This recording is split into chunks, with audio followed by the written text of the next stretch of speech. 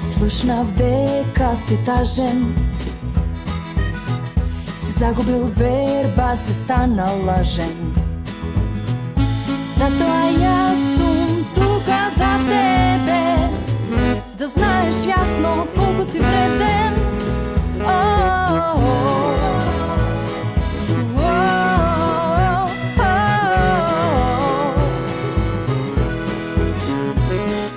Среќа и љубов во секој човек, за подобар свет во овој наш век.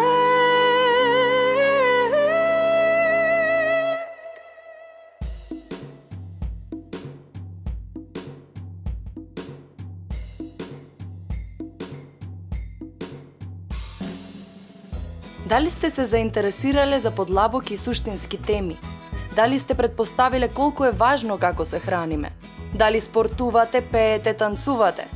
Дали се запрашувате како да си го направите животот посреќен? Дали сте ја започнале потрагата по себе си? Емисијата која ќе ви даде идеи и мотивација, која ќе ве разбуди и насочи по патот на вистинските вредности. Тоа е новото кул и младите веќе го живеат. Бидете своји, пронајдете се, следејќи ја новата емисија исполнета со среќа. Со љубов, Стефанија. 1, 2, 3, 4.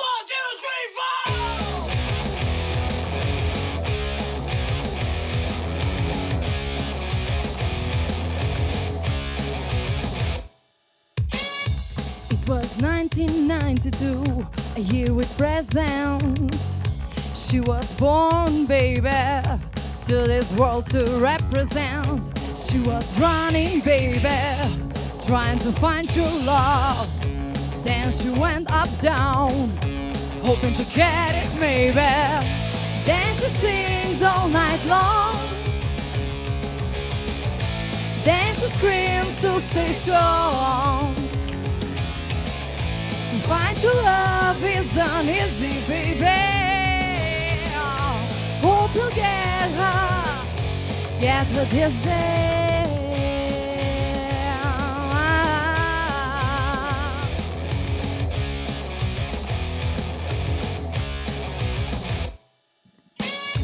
Do you remember that year? His mom was staring at him, telling the biggest secret, different of lies. He was running, baby, trying to find true love. Then he went up, down, hoping to get it, maybe. Then she sings all night long. Then she screams to stay strong. To find true love isn't easy, baby. Hope you'll get her dizzy.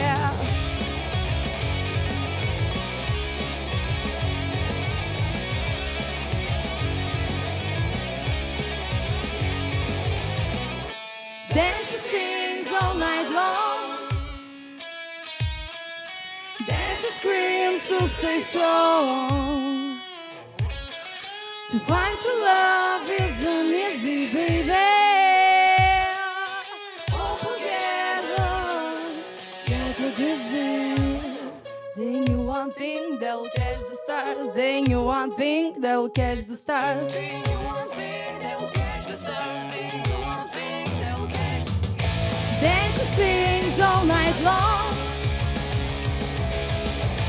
Then she screams to stay strong. To find your love isn't easy, baby.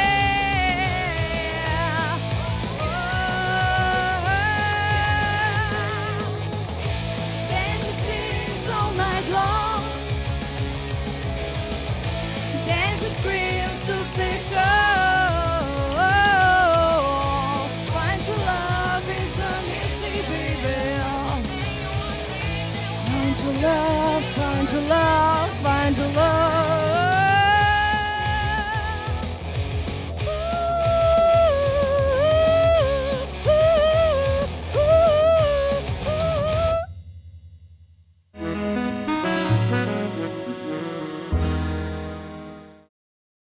Слобода. Тема која несомнено секој ја посакува и на различен начин треба да се ја создава. Денешното издание е посветено на адреналинската слобода како начин на живот кој моторџиите го живеат, поминувајќи дадена бројка на километри и создавајќи многу нови пријателства. Предрасудите и ставовите околу оваа тема ќе ги разрешиме и појасниме токму денес. Мои денешни гости се моторџиите на Мотоклуб Конзули од Битола, заменик председателот Илија Банчотов, портпарол на клубот Ѓорги Ѓоргиевски и член на клубот Борче Гацовски.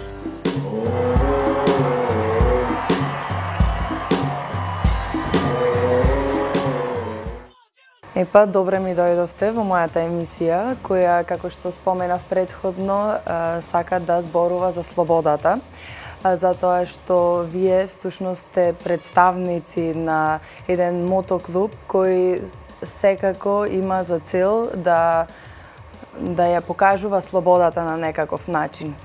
Пред се, добре ми дојдовте. Ќе започнеме од вас, Ѓоко, можеби затоа што сте највозрастен од тука.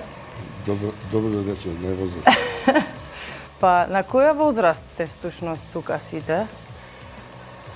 Или не се дискутираат годините? Не ги криеме годините, него јас сум убедливо најстар од сите, највозрастен што велите, 66 години. Машала, да сте здрав и жив. А желбата за мотор е од 7 години. Од 7 години? 7. И како започнавте? Малку... Па бев тоаш прво оделение, да речем, кратко. Татко ми тоаш купи мотор од Германија, го донесе во Битола, јас се возев тоаш На 7 години? на 7 години. И после како учев, растев и така натаму, па А смееше да се вози мотор на 7 години? Не возеше, татко ми вози, дори и паднав, ме Па исфрли тоа мотор. некакво малечко моторче или? Не голем. НС се, тоа е стари мотор се НС су 250 кубици. 250 кубици. Германија доаѓа нов и од тоаш таа љубов. Али да искористам љубовта тек после многи години, пред 10-15 години отприлика активно. Колку години активно возите? Па 15 години.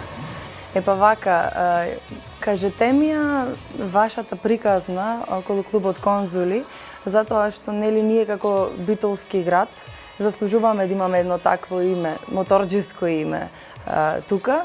Кажете ми што се случува со Конзули, која е вашата идеја? Како започна прво пред се? Прво започнавме, десетина мотори се собраме и отидовме во Витолиште, имаше еден прилепски клуб кој организираше мотособир од цела Македонија. И на тој мотособир учествува многу клубови од повеќе градови. Кога таму се представува, ние сме од Делчево, тој клуб, ние сме од Богданци, тој клуб, ние се гледаме, се чудиме и си велиме, а ние што да кажеме. Скажеме, јас издего, тоа да речем како, дева, ние сме од Битола, ти гроби. Така би текна тој што неме секундарно.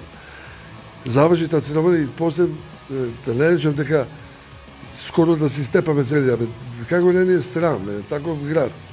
Со Делчево, не знам, села таму кажуваат, за клуб ние да немаме клуб. Ке формираме клуб, таму што се договори. И почна таа иницијатива во Битола и така ентузијасти што бевме повеќе души, па малце по малце не разбра битолчени моторџиите и така дојде до договор кај што се одбери прави наслов. Името Конзули. Од кога постоите како Конзули? 2011. Па значи млад клуб е во секој Млад, случај. 6 години не е баш млад, тоа е доста искуство. Но на вашето возачко искуство, како што кажавте, Бевме самостојни, така, значи сами воземе или другари, појде два мотори воземе, вака е, друго која не е организирано возиме, понатаму да... која е структурата на Мотоклуб Конзули? Како сте подредени? Па, да, ние сме здружение, значи, регистрирано здружение, со сите како спортско друштво. структурата е, постојат органи, значи собир, главен е лидерот, па него заменик лидер има, значи 5 души се, да не речам одбор, портпарол, благајник и обезбедување. Останате се членови во клубот, број негде околу 20 неколку, 24-5 души. Машалла. Доста е тоа. Ај, притискаме да не мора по секоја цена да примиме. Затоа што поголем е ризико со повеќе души е ризико голем или лојалноста или сите тие други понатаму во текот на емисијата може да кажеме. Какво е искуството за таа лојалност која ја споменавте? Дали имаат воопшто мотокултура нашите сограѓани? Па добре, и заменик председателот е еден од најискусните моторџи, па тој не нека. Иле, можеш да ми кажеш кое е твоето искуство, значи со нашите сограѓани моторџи? Мотокултурата и лојалноста на ниво на Македонија, да почнам со мотокултурата, ево се движи кон позитивно ниво,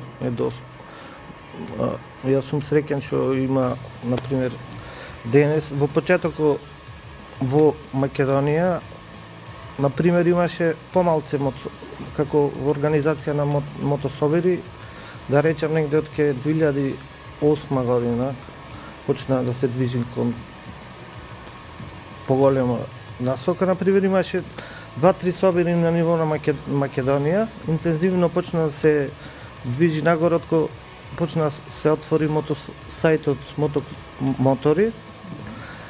И, например, во тогашно време се организира собир ноќни волци, потват, и 2008 веќе почна да се првата тура, мототура Риово на овој регион. И тогаш имаше, да речеме, посетеност на ноќни волци. Пред 2007 имаше скоро 1000 мотори на едно дефиле, да речеме, низ Скопје. Сите беа на купче. То беше добро, али сепак сега за разлика во тоа што сега, да речеме, сега ова 2017 имаме секој викенд имаме по еден собир, пошто се развива, почна да се развиват и клубовите, многу клубови ви се отварија со тоа. Значи, зголемена е бројката во секој случај. Да. Тоаш, да речеме, имаше неколку собири на ниво на Македонија, сега има многу повеќе. Кажи ми твојата приказна. Кога започна да возиш мотор? Мојата приказна е слично нешто како на Ѓолко. Исто благодарение на татко ми се разбои љубовта и ентузијастот и чивијата што викат благодарение татко ми, тој купи нов мотор. Тогаш ме водеше, бев мал. После купи мотор за мене, па за него, па уште еден за мене, па уште еден за него и така. И веќе сега активно возам многу години, од 90-та. Добре, која е твојата улога? Можеш да им кажеш на нашите гледачи во клубот Конзули? Заменик председател и се грижиме јас, да не сите еден за друг се грижиме, без разлика дали сум заменик председател, нема никаква врска. Да, нема на кој што да му даде, секој треба сам си е свесен, секој својата улога си е. Важно е од нас да возиме,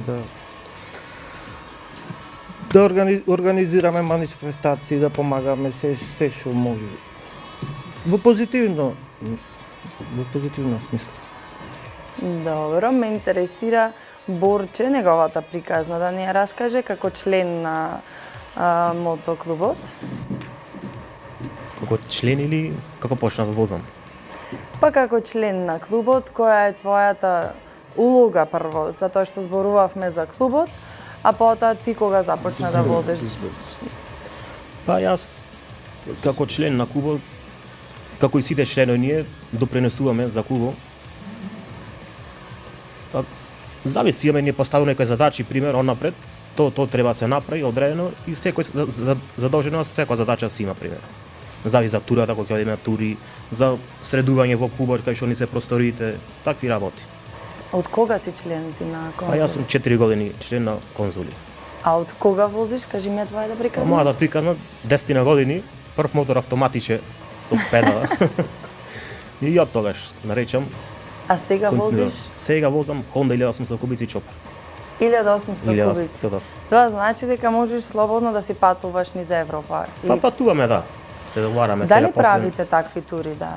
Па правиме, се договараме. Сега за мај бевме Грција, Левкада. Сега имаме план да одиме Србија и септември Хрватска во Пула тура имаме наводно. Договорена е, само не знам колку мотори треба да. Не е ли заморно долго време да се патува на мотор? Или правите паузи во секој случај? Па мора пауза, зависи. Навик. Зависи од турата, пример, колку километри си правим пример на 100 на 200 километри, 5 минути, 10 минути пауза, зависи дестинацијата која ни е. Одлично. Се враќаме, Гилко, на вас. Кажете ми, што се случува околу мотособирите? Во смисла, дали тој што оди на мотособир треба да биде член на некаков клуб или може секако да посетува и самостално одреден моторџија? Не мора прво да биде член, тоа е слободно, кој сака може да дојде. А околу мотособирите, гледајќи ги тие из Македонија и понатаму из Србија, из Грција, из Хрватска, и ние веќе и годинава ќе го правиме седмиот собир во село Трново. Од овие собери имаме едно искуство кај што имаме страшно многу пријатели, многу моторџи на кои не посетуваат и да не речем нашиот начин на живење е слободно живење и братско живење. Да видиме да се сакаме, не гледаме ние раса, вероисповед и така натаму. Одеме во Скопје на собери кај што албански клуб организира, например, кај што организира грчки клуб, значи не знам. Собирите како ги правиме. Тоа е една манифестација кај што во тие ден-два дена се дружиме со сите наши пријатели, се видиме, дискутираме околу техниката, претежно за моторите, кои како новости има и што е битно. Вечерта дружењето е уште подобро кога има организирана музика до касните сати. И за нас, за тие што организираат тој собир, е мачно, меѓутоа ние како конзули исклучително добро се имаме организирано, да можем слободно сите наши членови да пофалат секој задача што има, нема воопшто да потврди, да речем некој инцидент да се стори, никако тоа нема. Зато и самото членување во клубот, и самото доаѓање не може да дојде наеднаш, да стане член, да го носи елеко. Тоа треба да се заслужи. Тоа ти е како кај ловџиите имаш на година дена На проба. Загари да проба. Кои ќе бркаат, нема да пукаат. А кај нас се исто тој новиот член, млад, постар како да биде, да го осетиме дека е наш брат, дека стварно е лојален, дека душата ќе ја даде за клубот. А што се случува со сестрите, женските возачи? Има и неколку женски возачи кои за жал не може стално да доаѓа со нас, али ние не ги разликуваме, тие се наши сестри, така. Точно сакам да ја искоментирам таа предрасуда која се уште постои кај нас за жените возачи, затоа што исто така јас сум млад возач на мотор и се судирам со тој проблем, затоа што ме гледаат како да сум дошла од Марс, кога ќе слезам од моторот, ти си од тука, од Битола, чудно е. И што се случува, колку колкав е грубо кажано бројот на жени кои возат во Битола? Мале? Вака, не само за жени, него воопшто за моторџиите. Се уште преовладува мислењето дека ние сме бајкери кои сме лоши. Да, и тоа сакав да го искоментираме. Дека сме ние лошите луѓе. И кај ќе одиме правиме бела. Што воопшто напротив. Упорно се докажуваме хуманитарно гледано. Упорно се докажуваме другарски гледано дека ние не сме тие што се во светот, кои се занимаваат со трговија, со недозволени средства, дроги и така натаму. Например, ние за во Трново, може со гордост да го кажувам, во Трново тие клозетите што се нови, тие цели од темел ги рушиме, ние ги направиме. 2,5 месеци работевме на нив сите. Добро, со донации од тој бетон, од тој дрво, од тој ова, главно направиме.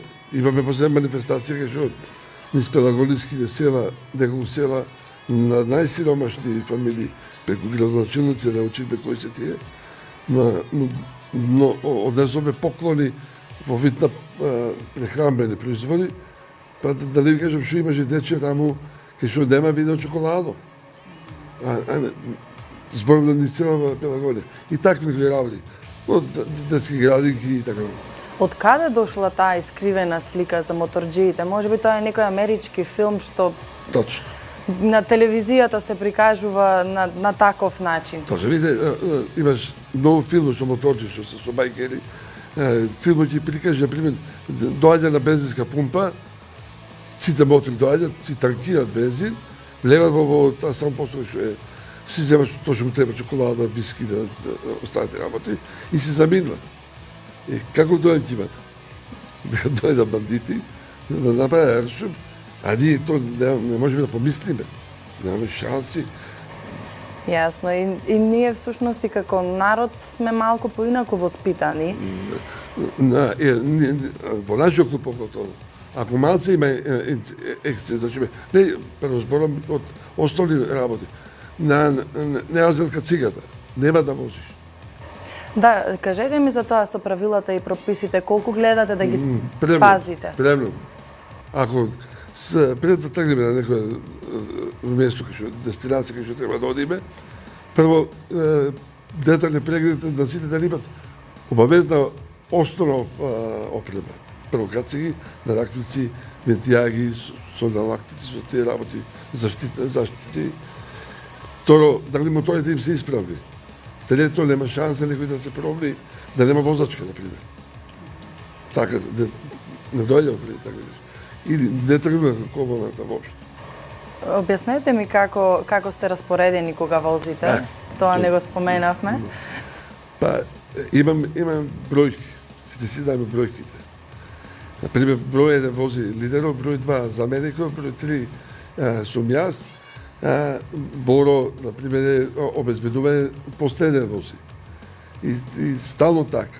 Значи, секој си знае за кој мотор ќе се вози. Дали се преминувате, дали има такви работи? Меѓу нас нема преминува во одредени ситуации, да речеме некој подлог, равен пат, малце адреналинов, скокотка и бара некој ќе озгазни. Ама не е ли тоа опасно? Меѓусебен натпревар. Како писта да биде, значи да не е тоа да загрози саобраќајот. Се вози цик-цак претежно, тоа е цик-цак за да можеме. Правила се тие, обавезни правила, оддалеченоста е обавезна, да може да останат и коли и камиони да не претицате или да претицаме.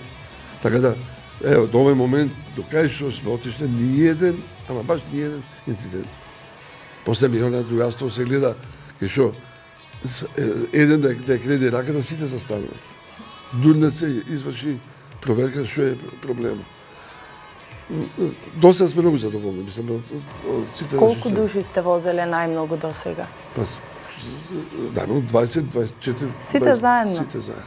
Тоа е многу интересно. Па интересно, ето кога по 50 метра, кој ќе му гледате раздали, тока цела колона, тој напред што вози после, тој да чуме чистачо, прилика, Ја само, нема предно Предемо нема никој, ама и тој насочува од таа страна, спротив страна, доаѓање на коли да ти трга на страна малце да се грижиме за безбедност. Многу. Јасно. И одредуваме брзината. Ja, На која брзина се вози на константно? автопат 100, значи таму 120 дозволи Строго 100. по знаците, по сообраќајните знаци строго. И знаците обавешто. Ако да речеме, ево, воземе на прилика и во Грција, пише радарска контрола, а патот не могучи прав. И намалваме на 80 и разни коли ајде терете, возете. Ете, почитуваме дека има контрола. Познаци, мислам, исклучително. До сега ни еден инцидент повторно. Прекрасно. Кажете ми, затоа што ги споменавме и што споменавме искривената слика околу моторџиите, колку моторџиите пијат алкохол при возење? Тоа е сега индивидуално. Не сме цвеќе за мирисање, меѓутоа доека се вози, нема шанса некој да видиме со шише, со чаша. Фала Богу, уште при возење со шише. Не, може да ќе прави пауза, па пак ќе се види да тоа нема шанс. Тоа не може да се случи. Не, моторџиите сме пиваджи, претежно. Пиво пијци, што викат. Сега колку пиво? Ме интересира дали може воопшто таа пијачка алкохолна да се замени, пример, со вода, со некаков сок. Значи, зошто постојано мора да се пие пиво на тие собири? Мислам дека многу барате. Не бараме. Може да намалиме. Може да намалиме со пивото. А да натераме некој сок сосија да пие, не знам. Борче, ти што сметаш на таа тема? Па, сок. Секој за себе си мислам, и да надобро за нека безбедност на прво ниво кај нас, секогаш. Кој ќе одиме на собири, пример, и има еден однапред одредваме човек, ги собира кучевите и нема возење пример. Под напијан нема возење. Ако се напиете, значи не пиете. Тоа ми беше следно прашање, затоа што на собир, нели, ќе се расположиш, ќе се олабавиш и кога се враќате, кога се прибирате дома? Обично ние одиме со спиење. Тоа е веќе подруго. До касно собирите обично се, одиме со спиење и затоа не се вози. А тој што се враќа, алкохол не пие, не. Може едно пиво така, после на сокче или на вода. Јасно. Да. Да, или? Да се надаврзам во врска со враќањето. Например, одиме вистина и оставаме моторите и нема мрдани. Клучајте, тоа е. Веќе почнува забавата. На забава се знае што се прави. Некој ќе се напие пиво и тоа е една врста слобода што можеш да си ја дозволиш како што е слобода самиот мотор што ќе го возиш. Тој што ќе остани вечерта, некој може да остане до Сабајле, да речеме. Ке се замоавете, што има пријатели со едни од 5 минути, со други од 10 минути, цела вечер може да оди. И другиот ден имаш мамурлук за Сабајле, за возење. Таа група што легнала порано, да речеме што си завршиле порано со забавата, се спремни од Сабајле најчесто од 9 сата, се спремни за тргнување. Тие што заостанале, може. Еве, например, јас, ако останам, не сум способен за возење, тргнувам. Ако заостанам многу поиќе сати од колку што треба и тргнам, веќе најчесто сам се враќам кога сум во таква состојба и осетам дека не сум способен за возење или ако ме фати вечерни часови мават фароите во тебе, веќе се осеќа одма ово. Жмигавецо десно, ја фрлам ја фрлам вреќата на земја кај што ќе се најдам или на првата бензиска и спијам.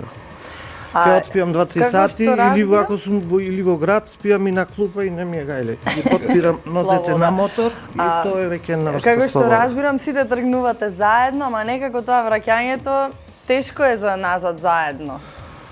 Па така некако. Не така, најчесто одиме во поголема група исто заедно. Договор се прави секој процент. Значи договор се. Ама во недела да речеме сите имат некои семејни обврски со фамилиите, некои иди да речеме без сопругата, појкето моторџи практикуваат од Сабајле во 9 сато, веќе ги палат моторите. Да си се примерни во домот. Да. Значи слободни сте како што разбирам, но сепак до граници. И тоа ми беше и целта на емисијата да пренесеме дека всушност ние можеме да бидеме слободни, дека ние можеме да си дозволиме некои работи кои спаѓаат во слобода, но секако таа слобода да си има една морална граница и да не води по патот на на вистинските вредности, затоа што сме се загубиле инаку. Можеме да претераме и веќе тоа да не носи на погрешен пат. Уште едно прашање имам.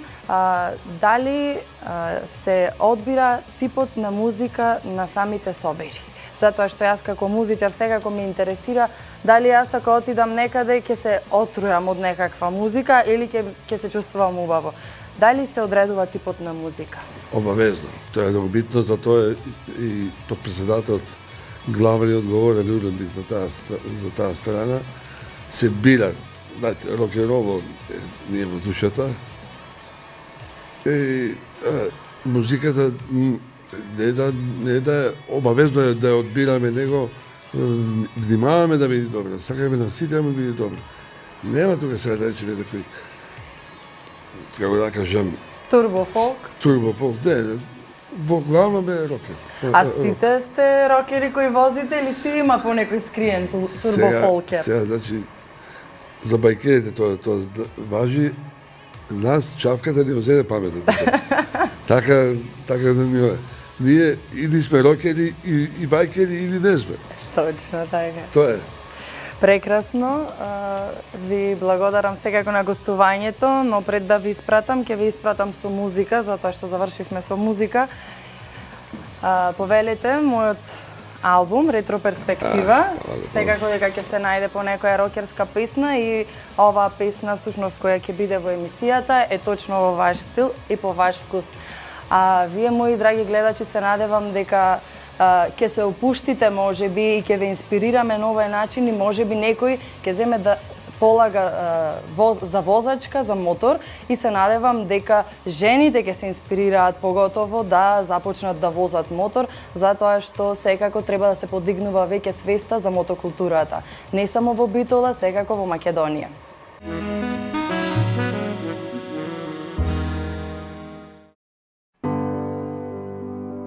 За да бидеме слободни, најпрво треба да се спознаеме себе си и да си дозволиме живот без општествени ограничувања, бариери и предрасуди, но имајќи го во предвид моралот. Тоа јас би го дефинирала како слобода низ висок морал. Да се збогуваме со егото и да го поканеме мирот во нашата душа. Да ја дадеме предност на среќата, токму онаа детска среќа која не потсеќа на вистинските вредности. За да бидеме слободни, треба да го победиме и високо да се издигнеме над стравот.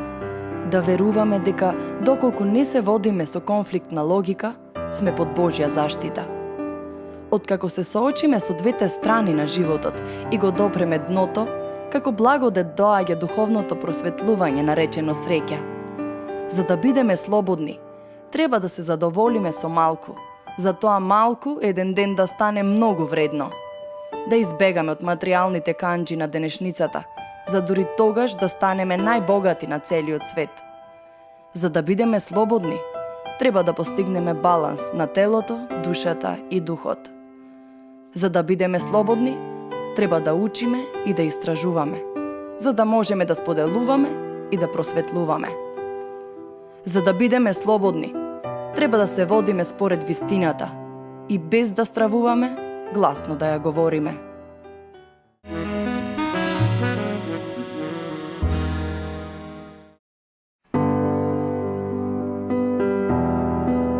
Препораки за покачување на телесната тежина од дипломиран нутриционист Елена Чороловска. Испостете го телото 3 дена. Со тоа ќе ви се подобри варењето на храната, а воедно и апсорбцијата на хранливите материи. Потрудете се да имате редовни оброци во текот на денот и да ги промените навиките во исхраната. Кога веќе се наоѓате во состојба да сакате да покачете на телесна маса, значи дека моменталниот начин на исхрана не ви одговара. Барем еднаш во денот имајте оброк кој ќе се состои исклучиво од свежи плодови, особено сладките овошки. Дајте им предност на сушените плодови. Одбирајте плодови кои се богати со скроп, а воедно може да се конзумираат свежи, како на пример цвекло, морков, сладок компир. Хранливи и богати со скроп се легуминозите, гравот, леќата, грашокот. Јаткастите плодови и семињата да бидат застапени во секојдневието, најмалку 4 часа пред конзумирање, бидејќи така сувиот плод оживува, во него се будат ензимите, па се зголемува апсорптивната моќ и целосно ги добивате нивните благодети. Авокадото е плод токму за оние кои не сакаат да внесат многу храна, а сепак ќе бидат нахранети. Изобилува со хранливи материи, но не треба да се конзумира премногу често и во големи количини. Може да се додаде во секоја салата на парчина или како дресинг. Стекнете навика да секојдневно исцедете свеж сок или измиксирате свежи плодови во комбинација со зелено-лиснат зеленчук. Така добивате оброк кој полесно се апсорбира и ќе бидете сигурни дека секоја клетка од вашето тело ќе биде нахранета и енергична. За тоа ќе придонеси и хлорофилот од зеленолиснатиот зеленчук, кој воедно ќе влијае за подобрување на крвната слика. Овој вид на оброк е препорачлив кога имате активен ден или сте изложени на поголема физичка активност или сте подолго време надвор од домот, би можеле да го понесете со себе. Ако и после еден месец не добиете на телесна маса, тогаш изоставете го од исхраната зеленчукот, освен зеленолиснатиот. Покрај главните оброци задолжително воведете и ужинки, 1 или 2 дневно. Во нив можете да го вклучите и авокадото. Не ја изоставајте физичката активност. Дневно практикувајте да одвоите 20 до 30 минути за истегнување и 30 до 60 минути тежински тренинг, во зависност како ви дозволува здравствената состојба, но да обрнете внимание на одморот и да имате добар сон. Практикувајте се што придонесува да се чувствувате енергично и редовно изложувајте се на сонце во период од денот кога е безбедно. И не заборавајте да ја проучувате храната, за да би можеле самите да си составувате идеален оброк кој ви одговара за моменталната состојба во која се наоѓате.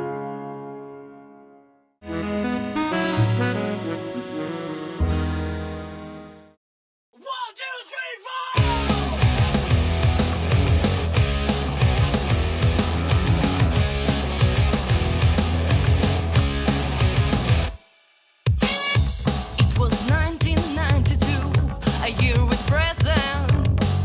She was born, baby, to this world to represent. She was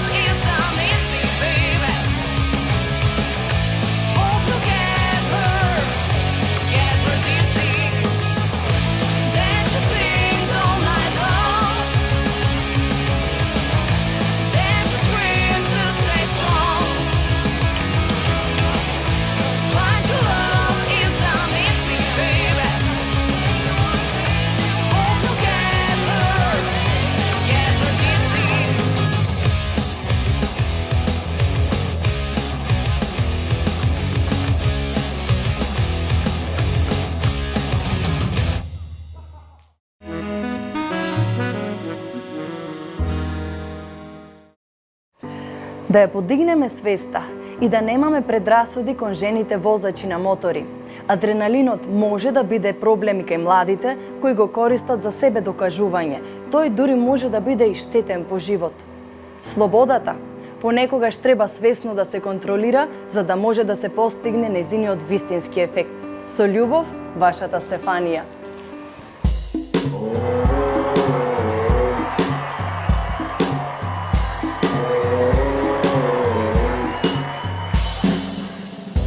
Слушнав дека си тажен,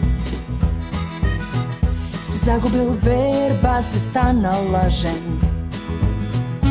Затоа јас сум тука за тебе, да знаеш јасно колку си вреден.